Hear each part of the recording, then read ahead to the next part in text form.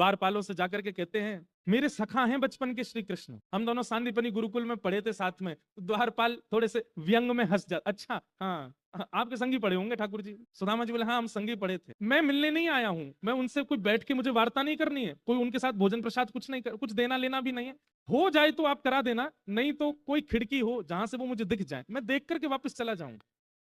कहीं कहीं कहते हैं द्वारपालों ने धक्का दे दिया, द्वारपालों ने भगा दिया, ऐसा नहीं हुआ।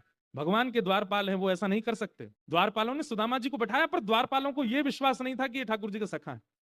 द्वारपाल बोले आप बैठिए, हम देखते हैं कुछ योजना। द्वारपाल भीतर गए, ठाकुर जी प्रसाद पा रहे थे, तो सुदामा जी के सहित कई नगरों के राजा भी आए हुए हैं। द्वारपालों ने जाकर के कहा फलाने देश के राजा आए हैं। भगवान बोले अभी बैठाओ।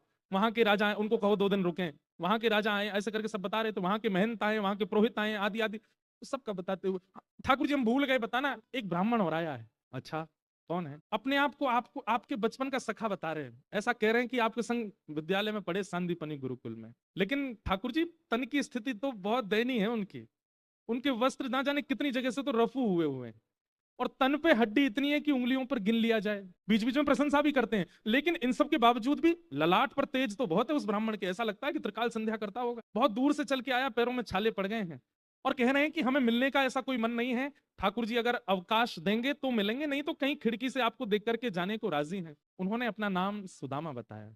सुदामा नाम सुनते ही ठाकुर जी स्तब्ध हो गए, और ठाकुर जी को वो बात चुभ गई कि पहले राजाओं का परिचय दिया गया, पहले सबके बारे में बताया गया, सबके इतना महिमा मंडन किया गया, और श्री सुदामा जी का नाम अंत में वो भी भूल गया था, याद आई तो बताने लगा, इस प्रकार से परिचय दे रहा है। ये क्या जानता है कि सुदामा मेरे लिए कौन है? भगवान बोले सुदामा आया द्वार पर। जी भगवान।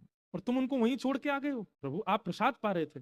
इतना तो ठाकुर जी ने सुना ही नहीं है, थाली सामने रखी है, साक्षात लक्ष्मी परम्बा जगदम्बा रुक्मणी सामने भोजन हाथ में रोटी परोसने को खड़ी हैं, सब बड़े बड़े ऋषि महा सब वेद ध्वनि कर रहे हैं, ठाकुर जी प्रसाद पा रहे हैं, और बीच प्रसाद में ठाकुर जी अपनी चौकी से कूद पड़े। चाहते तो दंड देते, विलंब चाहते तो दंड देते, समझाते, बात करते, लेकिन ठाकुर जी को इतना सब्र कहां। सुदामा बाहर खड़ा है, नेत्रों से अश्रुधार गिर रहे हैं, दौड़ रहे हैं ठाकुर जी, मुकुट कहीं गिरा, जैसे कोई बेसुध हो जाता हो, जैसे किसी को अपने तन की सुध ना रहती हो, इस अवस्था में ठाकुर जी आ गए, दौड़ पड़े द्वार पर, मेरा मित्र सुदामा आया है, मेरा सखा आया है। आज वर्षों बाद सुदामा को देखने जा रहे हैं। 7 देहरियां हैं ठाकुर जी के भवन में, हर देहरी पर बड़े बड़े राजा, बड़े बड़े सैनिक, बड़े बड़े गाजे बाजे बजाने वाले खड़े रहते हैं ठाकुर जी के स्वागत सम्मान में। हाँ सब ठाकुर जी को देख रहे हैं, और ठाकुर जी की इस आतुरता को देख सब पीछे दौड़ रहे हैं। ऐसा कौन आ गया जिसके लिए ठाकुर जी दौड़े चले जा रहे हैं? मुख्य द्वार पर पतले दुबले से सुदामा जी कोने में खड़े हैं।